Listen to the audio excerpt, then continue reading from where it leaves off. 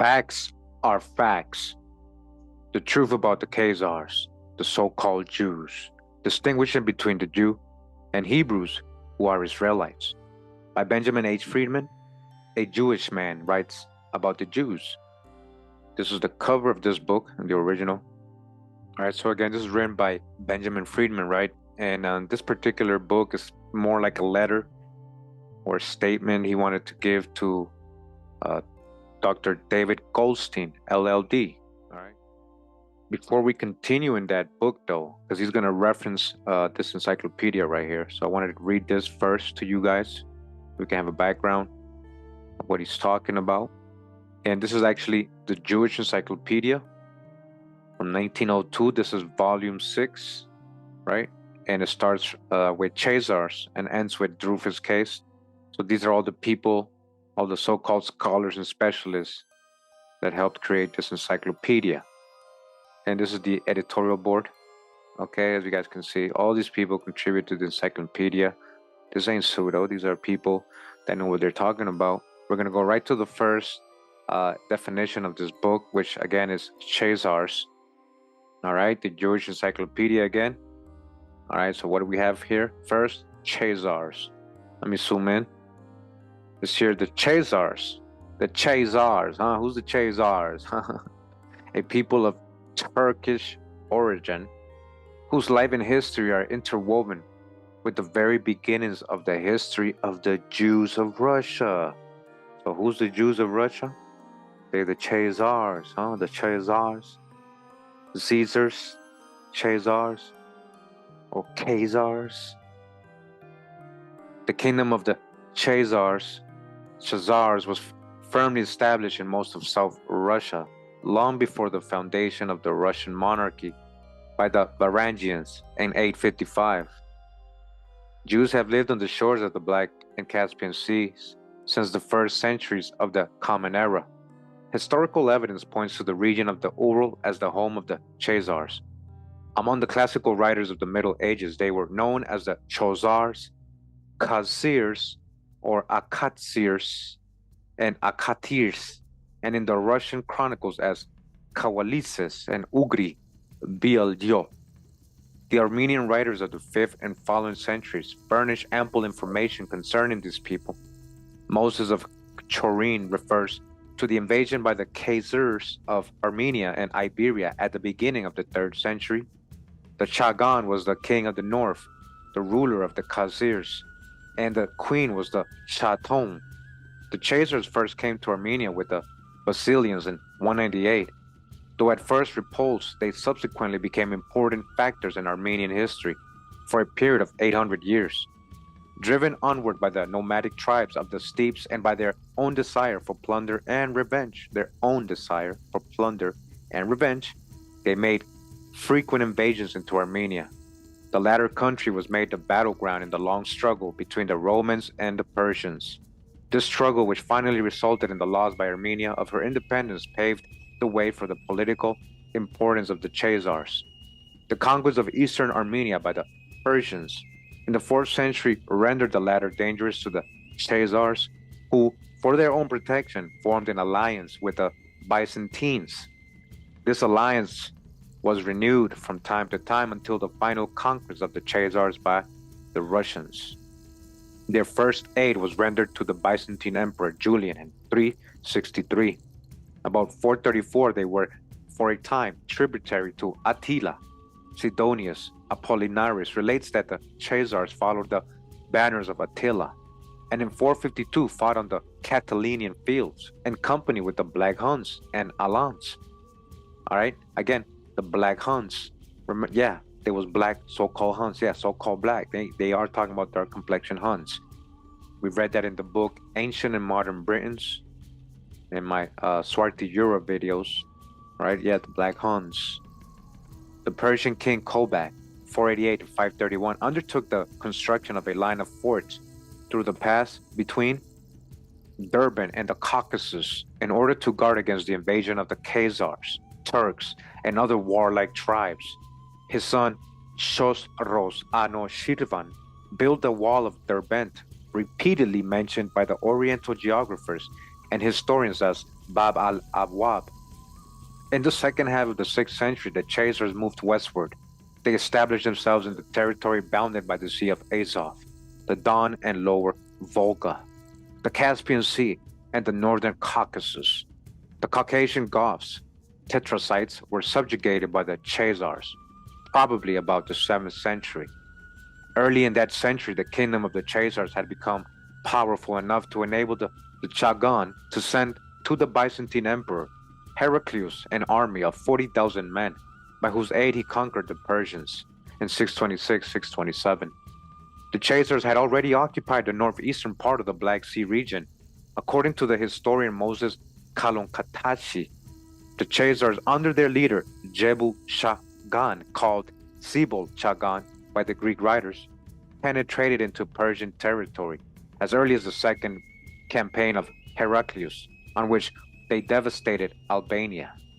Nicephorus testifies that Heraclius repeatedly showed marks of esteem to his ally, the Chagan of the Chazars, to whom he even promised his daughter in marriage. In the great battle between Chazars and Arabs near Kislayr, 4,000 Mohammedan soldiers and their leader were slain. In the year 669, the Ugrians, or Sabirs, freed themselves from the rule of the Obrians, settled between the Don and the Caucasus, and came under the dominion of the Chazars. For this reason, the Ugrians, who had hitherto been called the White or Independent Ugrians, are described in chronicles ascribed to Nestor as the Black or Dependent Ugrians. They were no longer governed by their own princes, but were ruled by the kings of the Chazars. In 735, when the Arab leader Mervin moved from Georgia against the Chazars, he attacked the Ugrians also. In 679, the Chazars subjugated the Bulgars and extended their sway farther west between the Don and the Dnieper. Right, the Don, remember this is about the Danites, that comes from the Danites. They were there originally. That's why that area is called the Don and the Dnieper. Okay, so they were settled there as well. And as far as the headwaters of the Donets, Don, Dan, in the province of Lebedia.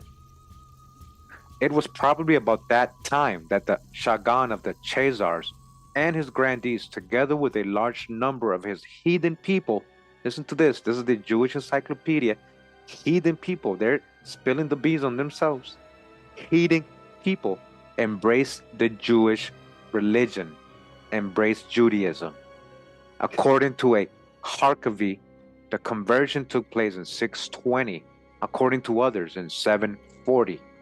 King Joseph, in his letter to Hasdai ibn Sharprut, about 960, gives the following account of the conversion. All right, King Joseph, huh? So, yeah, they're talking about these Chazars or Khazars. We're going to go over who the Khazars are real quick again. So real quick, just to remind everybody, this is a video I did about 5 months ago. It's called Gomer's Babies, Ashkenaz, the grandson of Japhet, Conversion to Judaism. This is what we're talking about right now, what we're reading in the Jewish Encyclopedia by the Khazars or Chazars, Sumerians, and Khazars. All right, make sure to check this video out to get a full breakdown of who the so-called Khazars are. All right, so going back to encyclopedia, right? The Jewish Encyclopedia is telling us that the Khazars, right? The Chazars converted and embraced Judaism. They weren't the ancient Hebrews. They just converted and became a religion to them, not a lineage. Just explaining it in another word so you guys can understand. Now they're going to go over This letter that supposedly was written by King Joseph, who we talking about, huh? King Joseph, about 960. It says he gives the following account of the conversion. Some centuries ago, King Bulan reigned over the Chazars. To him, God appeared in a dream and promised him might and glory. Encouraged by this dream, Bulan went by the road of Darien to the country of Ardebil, where he gained great victories over the Arabs, the Byzantine emperor, and the caliph of the Ishmaelites. Ishmaelites sent to him envoys with presents and sages to convert him to their respective religions. You guys hear what's going on?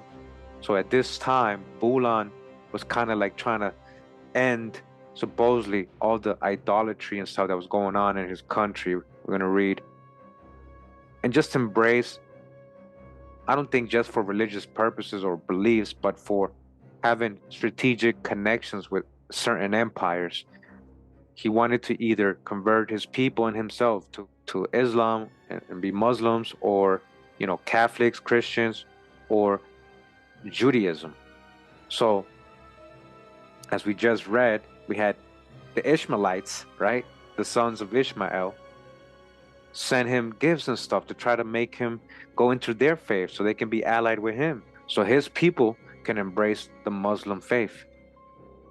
Bulan invited also wise men of Israel and proceeded to examine them all. As each of the champions believed his religion to be the best, Bulan separately questioned the Mohammedans and the Christians as to which of the other two religions they considered the better. When both gave preference to that of the Jews, that king perceived that it must be the true religion. He therefore adopted it. The real account is in their biblioteca, all right? The Khazars' conversion. Before we continue, I want to show you guys this map, because that other author from that other book is going to mention it. I want to show you guys what it says here. You guys look at the little box here describing what this means. You guys see right here, who are the so-called Jews? Is the Chazars in parentheses, right? These are the so-called Jews. They're the Chazars or Khazars. We just heard that Khazars were actually converts mostly. So it wasn't through lineage, but through religion that they became so-called Jews. This is in the Jewish encyclopedia we're reading, Fair Use. This account of the conversion was considered to be a legendary nature. Harkavi, however, and Bilbasov and Yarkisa Biblioteca prove from Arabic and Slavonian sources that the religious disputation at the Khazarian court is a historical fact. It's a historical fact that they converted. You guys listening? Okay? They converted. Even the name of Sangari has been found in a liturgy of Constantine the philosopher, Cyril. It was one of the successors of Bulan, named Obadiah, who regenerated the kingdom and strengthened the Jewish religion. He invited Jewish scholars to settle in his dominions and founded synagogues and schools. The people were instructed in the Bible, Mishnah, and Talmud, and in the divine service of the Hassanim. In their writings, the Chazars used the Hebrew succession letters. All right, they adopted the Hebrew alphabet. Obadiah was succeeded by his son Hezekiah, the latter by his son Manasseh, Manasseh by Hanukkah, a brother of Obadiah, Hanukkah by his son Isaac, Isaac by his son Moses, or Manasseh II, the latter by his son Nisi, and Nisi by his son Aaron II. King Joseph himself was a son of Aaron, and ascended the throne in accordance with the law of the Chazars relating to succession. On the whole, King Joseph's account agrees generally with the evidence given by the Arabic writers of the 10th century, but in detail it contains a few discrepancies. According to Ibn Fadlan, Ibn Dasta, and others, only the king and the grandees were followers of Judaism. The rest of the Chazars were Christians, Mohammedans, and heathens, and the Jews were in a great minority. All right? Listen to what they're telling you. It was actually the leaders who were the real followers of Judaism, right? According to Mas'udi, the king and the Chazars proper were Jews, but the army consisted of Mohammedans, while the other inhabitants, especially the Slavonians and Russians, were heathens, from the word Kitab al-Buldan, written about the 9th century, cited by Shlomo's son in Izviestija or Cha Sarak, etc. It appears as if all the Chazars were Jews and that they had been converted to Judaism only in a short time before the book was written. They had been converted. But this work was probably inspired by Jaihani, and it may be assumed that in the 9th century many Chazars, heathens, became Jews owing to the religious seal of King Obadiah, because he forced everybody to convert. All right, so again, just want to read a little because this is actually a long description of them in this encyclopedia. You guys can go ahead and check it out on your own and read the history, and also check out my other video that showed you guys pretty good information on the Chazars, Khazars. And again, they're the so-called Jews. As you guys see, this is a Jewish encyclopedia letting you know who the so-called Jews are, Chazars. Let's go back to the book we were reading before. All right, Facts Are Facts, The Truth About the Khazars by Benjamin Friedman. I'm going to belly flop to this part of the book, or his letter, where he introduces Rabbi Louis Finkelstein and what he was saying about what the so-called Jewish religion or Judaism is today and where it actually came from or was adopted from. It says here, the eminent Rabbi Louis Finkelstein, the head of the Jewish Theological Seminary of America, often referred to as the Vatican of Judaism, in his foreword to his first edition of his world-famous classic, The Pharisees, the sociological background of their faith, on page 21 states, Judaism, Phariseeism, became Talmudism, okay? That became what? Talmudism. Talmudism became medieval rabbinism, and medieval rabbinism became modern rabbinism. All right, you guys see, it's basically Talmudism. It's mostly Talmud following what so-called Jews are practicing today. But throughout these changes in name, the spirit of the ancient Pharisees survives unaltered. From Palestine to Babylon, from Babylon to North Africa, Italy, Spain, France, and Germany, from these to Poland, Russia, and Eastern Europe, generally, ancient Torahism has wandered, demonstrate the enduring importance which attaches to Pharaohism as a religious movement. Now, this same rabbi, he has another quote of his, right? Rabbi Louis Finkelstein, in collaboration with celebrated Rabbi H.G. Enlow, published in 1903 by the Louisville section of the Council of Jewish Women, in which Rabbi Adolf Moses on page 1 states, among the innumerable misfortunes which have befallen, the most fatal in its consequences is the name Judaism. Worse still, the Jews themselves, who have gradually come to call their religion Judaism, yet neither in biblical nor post-biblical, neither in Talmudic nor in much later time, is the term Judaism ever heard. All right, these are real people, right? Rabbis that know their history. That you know that not even that word existed or was ever heard. The Bible speaks of the religion as Torah Yahweh, or the law of Hawa, right? Torah Hawa, the instruction or the moral law revealed by Hawa. In other places as Jidaf Hawa, the fear and reverence of Hawa. These and other appellations continued for many ages to stand for the religion, to distinguish it from Christianity and Islam. The Jewish philosophers sometimes designated it as the faith or belief of the Jews.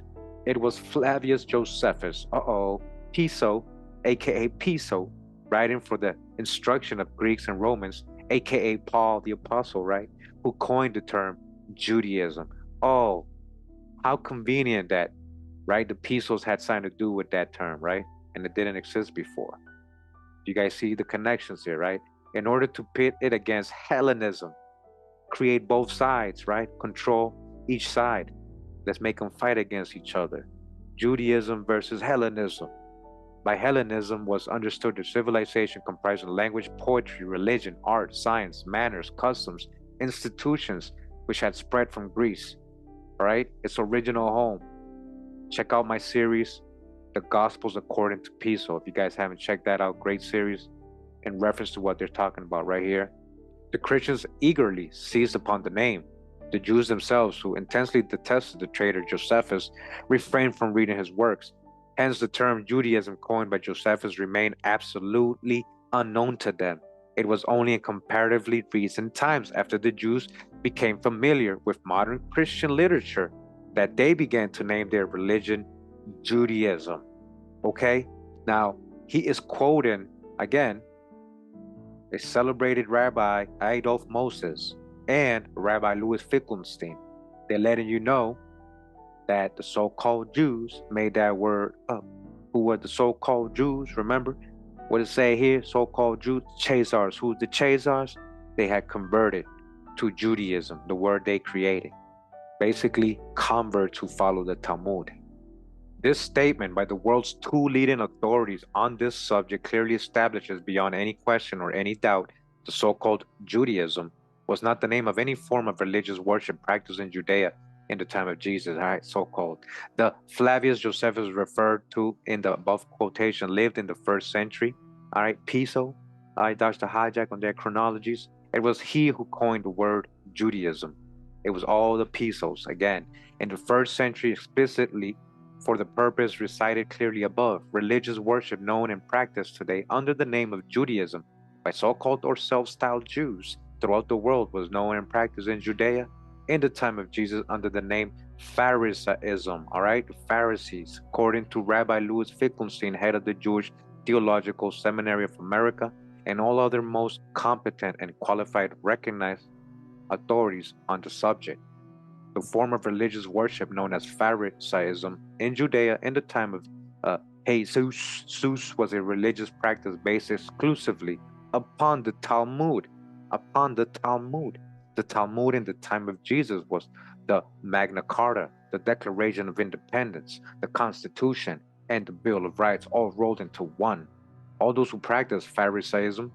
All right, we're gonna go ahead and belly flopped a little more ahead in the book. It says, my many years of intensive research established beyond the question of any doubt, contrary to the generally accepted belief held by Christians that the so-called or self-styled Jews in Eastern Europe at any time in their history in Eastern Europe were never the legendary lost 10 tribes of Bible lore. That historic fact is incontrovertible, okay? They are not the lost 10 tribes. Relentless research established as equally true that the so-called or self-styled Jews in Eastern Europe at no time in their history could be correctly regarded as the direct lineal descendants of the legendary lost 10 tribes of Bible lore. The so-called or self-styled Jews in Eastern Europe in modern history cannot legitimately point to a single ancient ancestor who ever set even a foot on the soil of Palestine in the era of Bible history. Research also revealed that the so-called or self-styled Jews in Eastern Europe were never Semites, are not Semites or Shemites, right? From Shem. They're not from Shem. That's what I was trying to explain to you in my other video. Ashkenaz is a descendant of Gomer, a son of Japhet. They're from Japhet's line, a lot of these Turkish wild heathen tribes, nomad tribes in that area of the Caucasus. So, as it's saying here, they were never Semites, are not Semites now, nor can they ever be regarded as Semites at any future time by any stretch of the imagination. Exhaustive research also irrevocably rejects as a fantastic fabrication the generally accepted belief by Christians that so-called or self-styled Jews in Eastern Europe are the legendary chosen people so very vocally publicized by the Christian clergy from their pulpits. Maybe you can explain to me, my dear Dr. Goldstein, the reason why and just how the origin and the history of the Khazars and Khazar kingdom was so well concealed from the world for so many centuries. What secret mysterious power has been able for countless generations to keep the origin and the history of the Khazars and Khazar kingdom out of history textbooks and out of classroom courses in history throughout the world? All right, that's a deep question. The origin and history of the Khazars and Khazar kingdom are certainly incontestable historical facts. These incontestable historic facts also establish beyond any question of doubt the origin and history of the so-called or self-styled Jews in Eastern Europe, the origin and history of the Khazars and Khazar kingdom, and their relationship to the origin and early history of the so-called or self-styled Jews in Eastern Europe was one of history's best-kept secrets until wide publicity was given in recent years to my research on this subject. Do you think, my dear Dr. Goldstein, that it is time this whole subject was dragged out of its hiding place? What do you guys think? Do you think it's time? In the year 1948, in the Pentagon in Washington, I addressed a large assembly of the highest ranking officers of the United States Army, principally in the G2 branch of military intelligence, on the highly explosive geopolitical situation in Eastern Europe and the Middle East. Then, as now, that area of the world was a potential threat to the peace of the world and to the security of this nation. I explained to them fully the origin of the Khazars and Khazar kingdom. So he's letting you know, he told everybody. This guy actually talked to very important people. He had connections. He was up there. He was telling this to people. I felt then, as I feel now, that without a clear and comprehensive knowledge of that subject, it is not possible to understand or to evaluate properly what has been taking place in the world since 1917, the year the Bolshevik Revolution in Russia. It is the key to that problem. He continues saying, prior to the 10th century, the Khazar kingdom had already been reduced by Russian conquest to an area of about 800,000 square miles. As you can see on the map from the Jewish Encyclopedia, right? That's the map I showed you guys. This one right here, okay? I want you guys to know that this section right here, I know it's hard to see, but this section right here is where he's talking about Khazaria, or their empire right here. The territory of the Khazar kingdom in the 10th century was still by far the largest of any nation in Europe. The population of the Khazar kingdom was made up for the most part of Khazars, with the addition of the remnants of the population of the 25 peaceful agricultural nations which had inhabited this approximately 1 million square miles before their conquest by the invading Khazars. All right, invading Khazars. Who was there before the Khazars, huh? In the 1st century BC, the Khazars had invaded Eastern Europe from their homeland in Asia. They were coming from where? Asia. The Khazars invaded Eastern Europe via the land route between the north end of the Caspian Sea and the south end of the Ural Mountains. The Khazars were not Semites. They were an Asiatic Mongoloid nation. They are classified by modern anthropologists as Turco-Finns racially, okay? From time immemorial, the homeland of the Khazars was in the heart of Asia. They were a very warlike nation. The Khazars were driven out of Asia finally by the nations in Asia with whom they were continually at war. The Khazars invaded Eastern Europe to escape further defeats in Asia. The very warlike Khazars did not find it difficult to subdue and conquer the 25 peaceful agricultural nations occupying approximately 1 million square miles in Eastern Europe. You guys hear that? In a comparatively short period, the Khazars established the largest and most powerful kingdom in Europe, and probably the wealthiest also. The Khazars were a pagan nation when they invaded Eastern Europe. Their religious worship was a mixture of phallic worship and other forms of idolatrous worship practiced in Asia by pagan nations. This form of worship continued until the 7th century. The vile forms of sexual excess indulged in by the Khazars as their form of religious worship produced a degree of moral degeneracy the Khazars' king could not endure. In the 7th century, King Bulan, ruler of that time of the Khazar kingdom, decided to abolish the practice of phallic worship and other forms of idolatrous worship and make one of the 3 monotheistic religions, about which he knew very little, the new state religion. After a historic session with representatives of the 3 monotheistic religions, King Bulan decided against Christian and Islam and selected as the future state religion as the religious worship then known as Talmudism, and now known in practice as Judaism. This even is well documented in history. Okay, these are facts, guys. King Bulan and his 4,000 feudal nobles were promptly converted by rabbis imported from Babylonia for that event. Phallic worship and other forms of idolatry were thereafter forbidden. The Khazar kings invited large numbers of rabbis to come and open synagogues and schools to instruct the population in the new form of religious worship. It was now the state religion.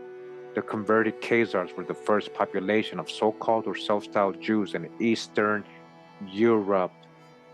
So-called or self-styled Jews in Eastern Europe after the conversion of the Khazars, the descendants of the Khazars converted to Talmudism, or as it is now known, Judaism. By the 7th century, mass conversions of the Khazar population.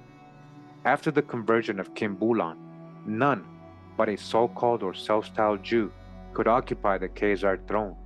The Khazar kingdom became a virtual theocracy. The religious leaders were the civil administrators also. The religious leaders imposed the teachings of the Talmud upon the population as their guide to living. The ideologies of the Talmud became the axis of political, cultural, economic, and social attitudes and activities throughout the Khazar kingdom. The Talmud provided civil and religious law. It might be very interesting for you, Mr. Dear Goldstein, if you have the patience to allow me to quote for you here from Volume 6, pages 1 to 5 of the Jewish Encyclopedia. The Jewish Encyclopedia refers to the Khazars as Chazars. The two spellings are optional, according to the best authorities. The two are pronounced alike, either Khazar or Chazar or Khazar, right, is the real pronunciation. Either Khazar or Chazar is pronounced like the first syllable of custom, with the words Khazar added onto it. It is correctly pronounced Khazar. The Jewish Encyclopedia has 5 pages on the Khazars, but I will skip through them. All right, so he's showing you the map again that we saw. And again, that was the section I was trying to highlight. Again, he underlined where it says Jews is the Chazars, okay? Those your so-called Jews. And so he's quoting again the encyclopedia, what we read earlier. It says Chazars, a people of Turkish origin whose life and history are interwoven with the very beginning of the history of the Jews of Russia, driven on by nomadic tribes of the steppes and by their own desire for plunder and revenge. All right, who's the Chazars? We already read all this, okay? Continuing, it says, when the Khazars in the 1st century BC invaded Eastern Europe, their mother tongue was an Asiatic language, referred to in the Jewish Encyclopedia as the Khazar languages.